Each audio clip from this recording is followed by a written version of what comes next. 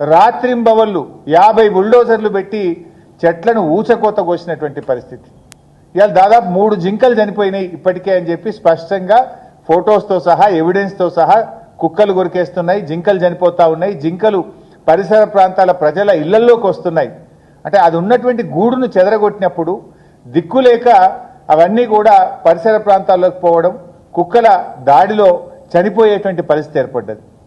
ఎక్కడో ఎవరో చిన్న సోషల్ మీడియాలో ఒక పోస్టు పెడితే, ఒక జింక చనిపోయిందని పోస్టు పెడితే సుమోటో కేసులు పెడుతున్నారు పోలీసులపై. మరి ఈడెందుకో పెట్టరు సుమోటో కేసులు, ఈడెందుకు పెట్టరు సుమోటో కేసులని అడుగుతున్నా డీజీపీని. ఏం డీజీపీ గారు, ఇవాళ సోషల్ మీడియాలో ముఖ్యమంత్రిని ఒక మాట అంటేనో, ఒక జింక చనిపోయిందంటనో, ఒక వాస్తవాలను సోషల్ మీడియాలో పోస్ట్ చేస్తే అర్ధరాత్రి పూట వచ్చి ఆడవాళ్ళు అని కూడా చూడకుండా జైళ్ళలో పెడుతున్నారే. మరి ఇక్కడ పర్యావరణ సమతుల్యం దెబ్బతీస్తూ, క్రిమినల్ నెగ్లిజెన్స్కు పాల్పడుతూ, వేలాది చెట్లను నరుకుతూ, మూగ జీవాలను చావుకు కారణమైనటువంటి వాళ్ళ మీద ఎందుకు సుమోటో కేసు పెట్టరు? ఎందుకు పోలీస్ డిపార్ట్మెంట్ పనిచేయదు? చట్టం కళ్ళు మూసుకుందా అని చెప్పి నేను అడుగుతా ఉన్నా.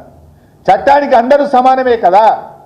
ఎక్కడో ఎవరో చిన్న సోషల్ మీడియాలో ఒక పోస్టు పెడితే, ఒక జింక చనిపోయిందని పోస్టు పెడితే సుమోటో కేసులు పెడుతున్నారు పోలీసులపై. మరి ఈడెందుకో పెట్టరు సుమోటో కేసులు, ఈడెందుకు పెట్టరు సుమోటో కేసులని అడుగుతున్నా డీజీపీని.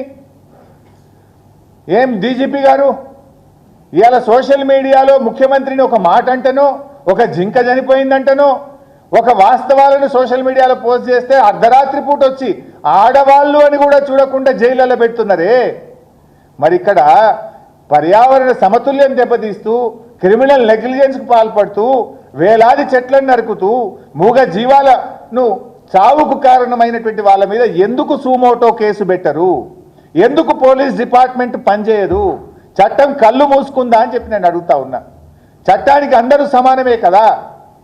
లాస్ట్లో మన హైకోర్టు కూడా చెప్పింది, హైడ్రా విషయంలో శనివారం ఆదివారాల రోజులు మీరు కూల్చే ప్రయత్నం చేయొద్దు, శనివారం ఆదివారం చూసి మీరు డిస్ట్రక్షన్ చేయొద్దు అని మన రాష్ట్ర హైకోర్టు కూడా స్పష్టమైన తీర్పు హైడ్రా విషయంలో అన్ని విషయాల్లో ప్రభుత్వానికి చెప్పింది. దాన్ని కూడా ఈరోజు ఉల్లంఘించారు హైడ్రా విషయంలో. ఎట్లా మీరు చూస్తే 31 నాడు ఉగాది, రంజాన్, ఉగాది రంజాను, రంజాన్కు 2 రోజులు సెలవు, ఉగాదికి 1 రోజు సెలవు, ఆదివారం, ఇవన్నీ చూసుకొని ముందే 50 జేసీబీలు తెప్పించి ఆడ పెట్టుకొని కరెక్ట్గా ఆదివారము, ఉగాది, రంజాన్ సెలవు దినాలు చూసుకొని ఈ చెట్లు నరికే కార్యక్రమం చేసిండ్రు. అంటే రాష్ట్ర హైకోర్టు ఉత్తర్వులను కూడా ఉల్లంఘించారు.